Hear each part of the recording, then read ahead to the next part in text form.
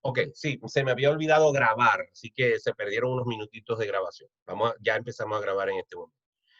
Voy a hacer un último intento. Néstor y Maroa e Indira nos escuchan. Ok, muy bien. Si ellos nos interrumpen en algún momento, entiendan que es que ellos no saben y están esperando conectarse y se van a conseguir con la mitad de la reunión. Ok, bueno, volvemos al tema. Todos me escuchan entonces. Eh, Vamos a comenzar. Yo les mandé a la mayoría de ustedes, deberían de tener una guía que yo les envié, me imagino que la tienen, ¿verdad? Esta guía que les envié de 9 páginas que se llama ¿Qué es el Evangelio? Allí aparece prácticamente escrito todo lo que vamos a hablar hoy. Si no la tienen a mano, no importa. Se las enviara para que la leyeran con tiempo, pero no hay problema. Lo primero que tenemos que decir es que el Evangelio por supuesto que tiene una concepción desde el punto de vista de lo que significa, desde el punto de vista etimológico. Etimológico significa, o la palabra etimológico tiene que ver con el significado de las palabras, el concepto que puede definir una palabra. Entonces, si usted va por la calle y le pregunta a alguien, mire, ¿usted sabe qué es el Evangelio?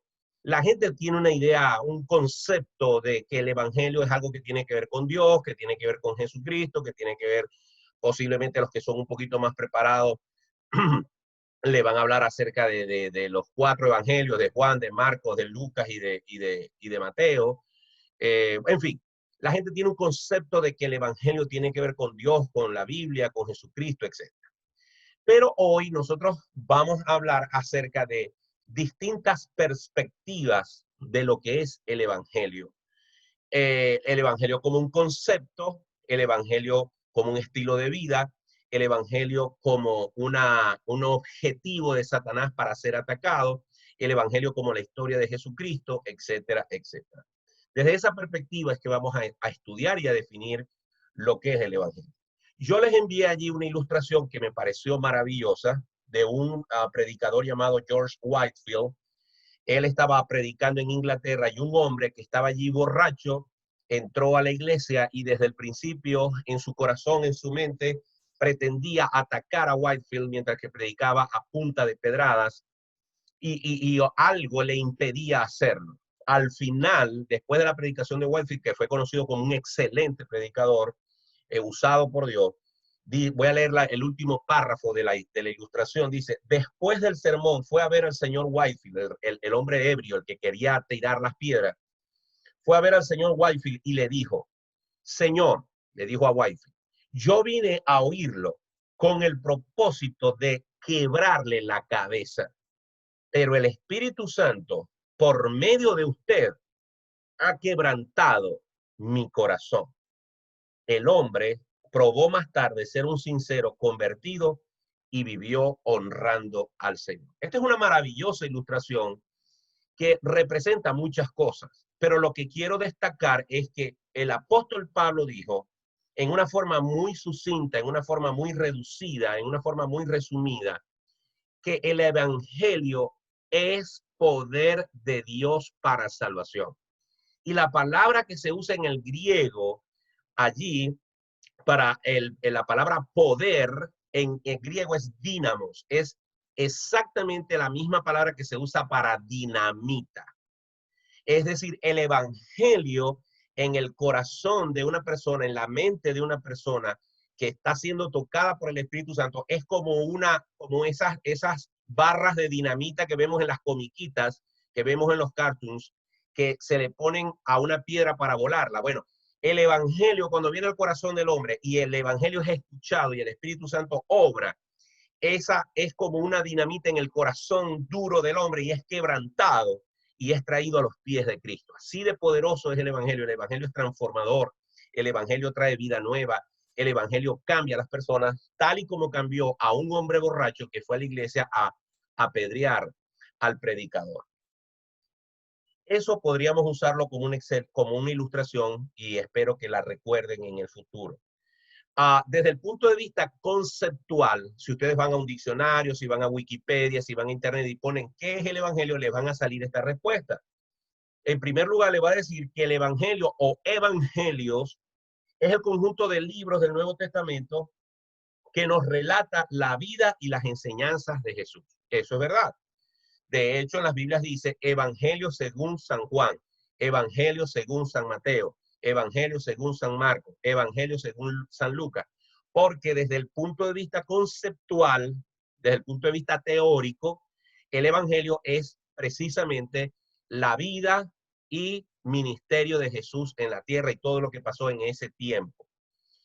Pero también usted va a conseguir este concepto, conjunto de estos 4 libros. Es decir, cuando uno dice, no, porque en el Evangelio o en los Evangelios se está refiriendo a los libros como tal, a esos 4 Evangelios, que por cierto, con el tiempo han surgido evangelios apócrifos, es decir, evangelios de otros autores que hicieron lo mismo que Mateo, que Marcos, que Lucas y que Juan, que también escribieron sobre la vida de Jesús, pero que los que estudiaron el canon judío, que los que estudiaron los requisitos de un libro para que pueda ser de inspiración divina o no, ese libro, esos evangelios no cumplieron con tal propósito.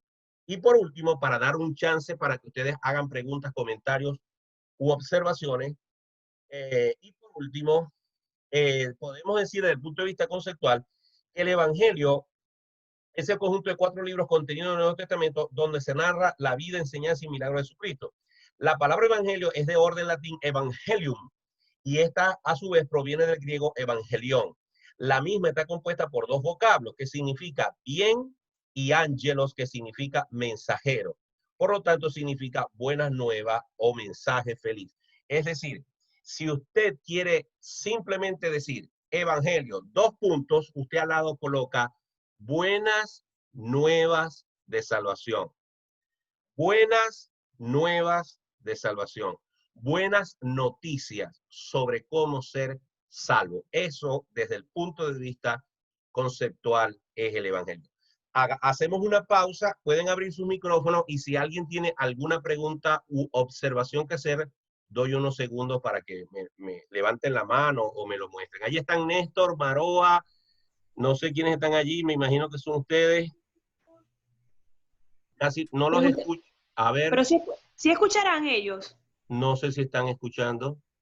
Mami, ¿escuchan? Levanten la mano, muevan la mano si nos están escuchando.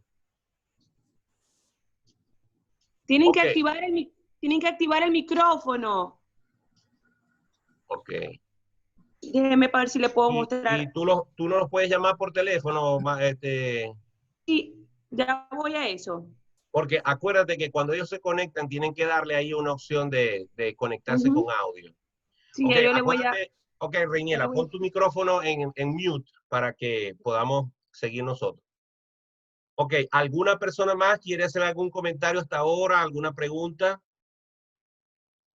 ¿No hay nada que decir?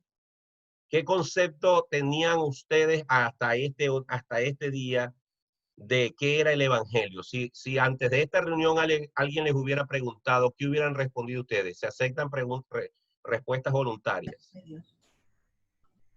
Bueno, pastor, por acá Mayela. Muy bien. No, más o menos era lo mismo, ¿verdad? Era una doctrina que practicábamos, que se basaba en el poder de Dios para la salvación.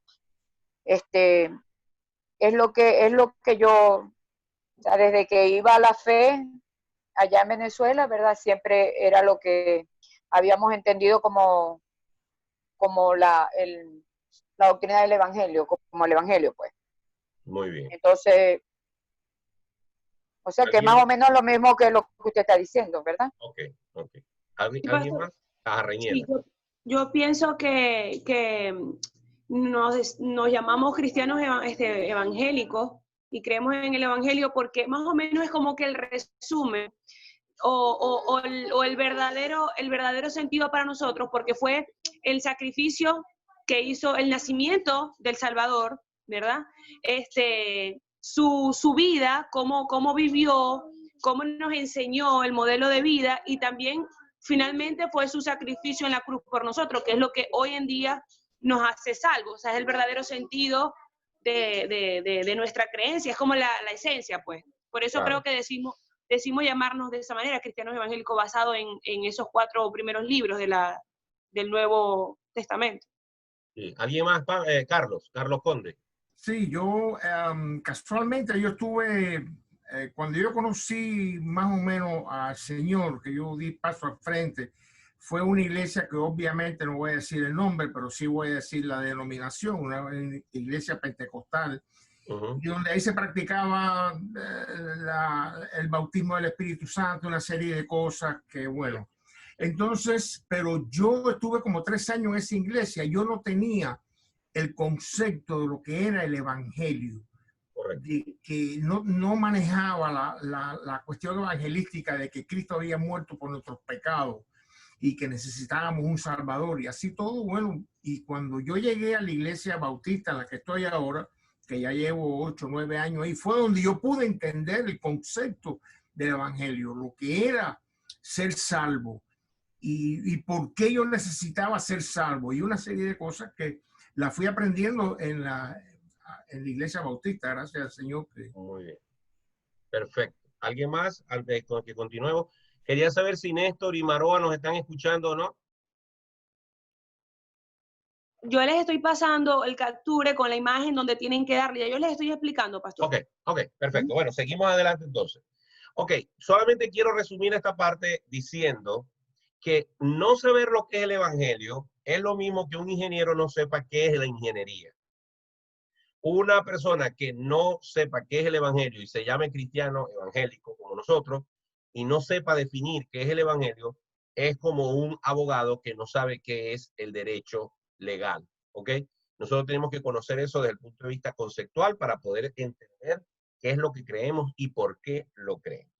Muy bien, entonces vamos a pasar a la otra lámina y aquí vamos a hablar acerca del evangelio como la historia y mensaje del Señor Jesucristo para con nosotros. Sabemos nosotros que cuando nosotros tomamos la Biblia, nos vamos a conseguir como el primer evangelio que aparece es Mateo. Deben saber ustedes que Mateo, Marcos y Lucas se les llama evangelios sinópticos. Se le llama evangelios sinópticos porque los 3 evangelios primeros son sobre el mismo tema y si usted los pone uno al lado del otro, va a darse cuenta que un gran porcentaje, no todo, pero un gran porcentaje de estos 3 evangelios pudiéramos decir que se repiten, es decir, mencionan los mismos hechos, quizás con las mismas, con palabras distintas, quizás algunos eventos están en un orden distinto desde el punto de vista cronológico, pero los 3 evangelios, los 3 primeros, Mateo, Marcos y Lucas, son evangelios que están paralelos unos con el otro y desarrollan la historia de Jesucristo básicamente desde la misma perspectiva. La diferencia es que Mateo fue escrito con un énfasis hacia los judíos, hacia la gente hebrea, hacia los israelitas, presentando a Jesucristo como el Mesías, el rey que viene a salvar a Israel. El evangelio de Marcos es un evangelio dirigido más hacia pudiéramos decir que hacia el mundo gentil, ¿verdad? Y el evangelio de Lucas igualmente por haber sido escrito por un hombre doctor. Lucas era un hombre preparado, a diferencia de Marcos y Mateo, que eran hombres mucho más sencillos. El evangelio de Lucas está lleno de una riqueza de detalles desde el punto de vista que invitan al razonamiento también, porque él era un hombre médico. Así que Lucas se ocupa de algunos detalles que los otros 2 no se ocupan. Pero básicamente los 3 cuentan la historia de Jesús, su nacimiento, etcétera, etcétera, la iniciación de su ministerio, cómo llamó a los discípulos.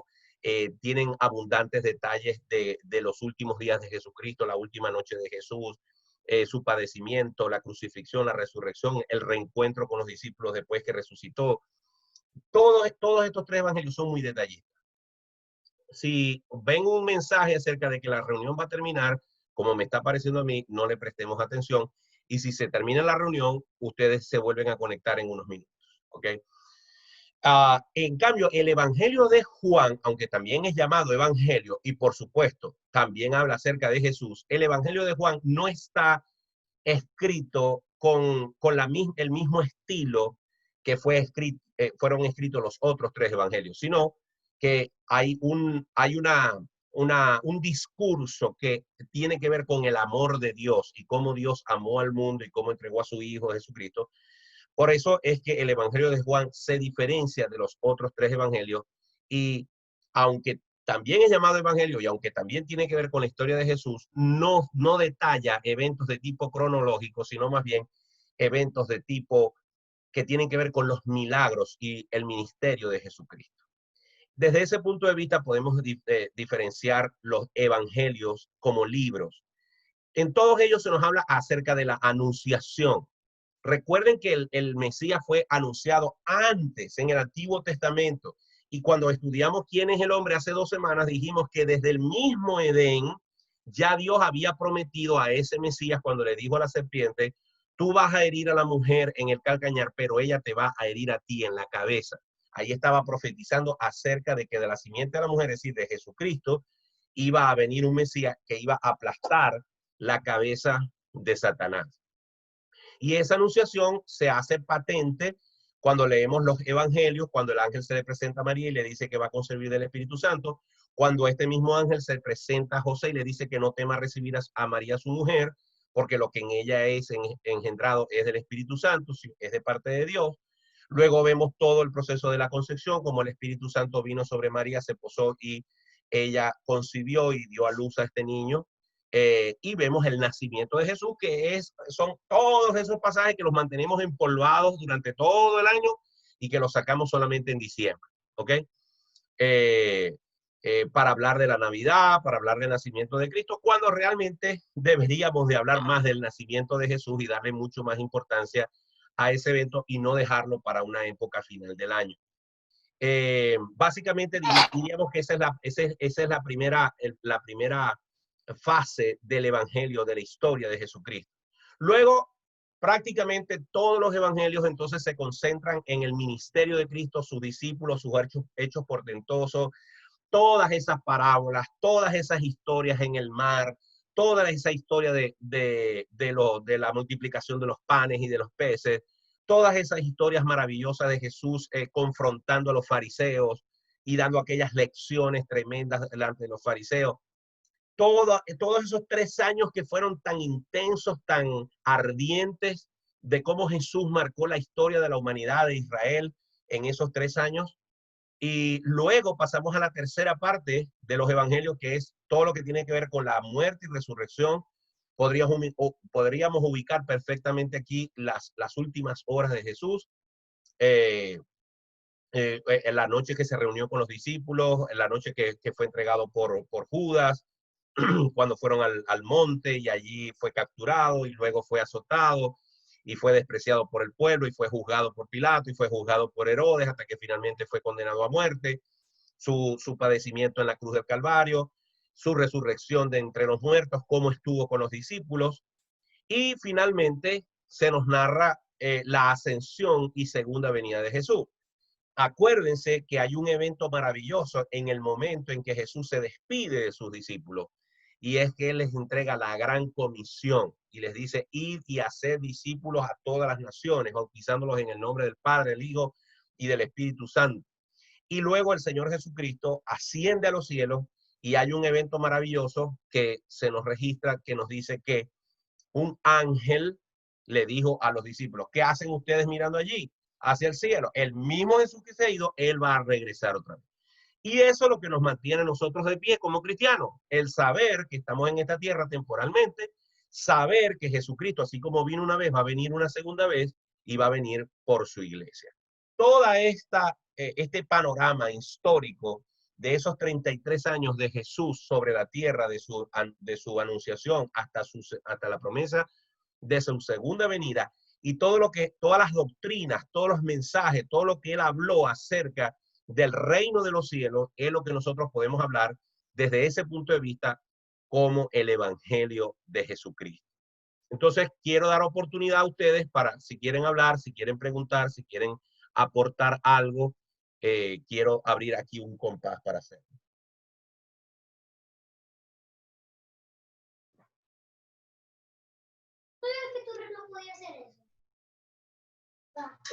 Hay un niño allí que nos está dando parte de la clase. A ver. ¿Alguien quiere decir algo? ¿Quiere aportar algo? Por ahorita todo claro, pastor. No, parece que todo está... O soy muy buen profesor, o no sé cómo es la cosa. Ahí Carlitos iba a decir algo, Carlos. Que después de esa disertación tan exhaustiva, Ajá. no quedan palabras, no queda nada que agregar. Nada. Usted no Gracias. deja lugar para los laicos. Mira, quería saber si por fin Maroa y Néstor y Indira están oyendo. ¿Pueden? Ajá, ¿sí están oyendo? Ok, perfecto, perfecto. Muy bien. Entonces pasamos a la segunda lámina y es, vamos a ver el Evangelio ya no solamente como el mensaje de esos libros maravillosos que comienza el Nuevo Testamento, sino que lo vamos a ver como las doctrinas. Y yo diría que esta es la parte más importante, a la que quiero que le presten más atención, y no voy a perdonar que a nadie se le ocurra no intervenir o decir o preguntar algo en esta parte. Ok. Esta es la parte que es medular de esta clase. Y es el Evangelio como un conjunto de doctrinas. ¿Por qué esta parte es tan importante? Porque si nosotros tuviéramos que hacerle una disección, ¿verdad? Si tuviéramos que hacerle una operación para ver cómo es el Evangelio por dentro, ¿verdad? Como se estudian el cuerpo humano cuando quieren saber cómo es por dentro y cómo son los músculos y las articulaciones y todo. Si ustedes le van a hacer una disección al Evangelio, entonces ustedes se van a dar cuenta que el Evangelio está compuesto por una serie de doctrinas que son fundamentales. Nosotros podemos ignorar si Jesucristo va a venir antes de la gran tribulación o después de la gran tribulación. Nosotros podemos ignorar acerca del Antiguo Testamento. Podemos ignorar muchas cosas, pero de esto tenemos que ser unos expertos. ¿Por qué? Porque esta es la base fundamental de nuestra fe. Si nosotros no tenemos claro estas cosas, es como que un alumno lo pasen al siguiente grado y no sepa sumar, restar, leer y tomar un dictado, por ejemplo. O sea, no puede seguir avanzando porque todo lo que se monte sobre eso o se va a volver una mezcla o no va a tener fundamento. Y cuando vengan los problemas, al no tener clara la doctrina, pues van a haber muchas dudas, ¿no? Entonces, quizás la forma en la que yo las coloqué, ustedes pueden ponerle un orden distinto, pero lo importante es que entendamos cada concepto desde el punto de vista del contenido bíblico que hay. Yo les dije a ustedes, y espero que tengan una Biblia en mano, porque me gustaría que me ayudaran con algunas citas. Así que, si es posible, me ayudan con eso. Es más, le voy a pedir rapidito allí a Mayela, si tiene su Biblia, que busque Santiago 2:10. ¿Tienes Biblia, Mayela? ¿No? Ok. La tengo aquí en el teléfono, Ah, pastor. en el mismo teléfono. Ok, no hay problema, no hay problema. ¿Alguien que tenga la Biblia a mano, que me levante la mano? Ok, Carlos, busca Santiago 2:10. Alguien que busque Romanos 4:25 y me haga seña. Allí, Reiniela. Romanos 4:25. Voy a dar una cita más para ver quién me puede ayudar. Y es Romanos 3:24, Jania. Jania puede, ¿verdad? Ok. Por ahorita esas tres. Ahorita le doy a Baroa y no sé si la hermana Reiniela y Nereida y Carlos están por allí, me pueden ayudar. Pero ahorita les digo la cita. Muy bien. A ver, lo primero que quiero decir es, la primera cita no la voy a leer porque ustedes se la saben de memoria. Juan 3:16 dice, porque de tal manera amó Dios al mundo que ha dado a su Hijo unigénito para que todo aquel que en él cree no se pierda, mas tenga vida eterna. El Evangelio, lo primero que debemos decir es que su primera doctrina es que Dios es amor. Si Dios no fuera amor, y si el amor de Dios no fuera, como ya lo estudiamos en la unidad, ¿quién es Dios? Un amor ilimitado, un amor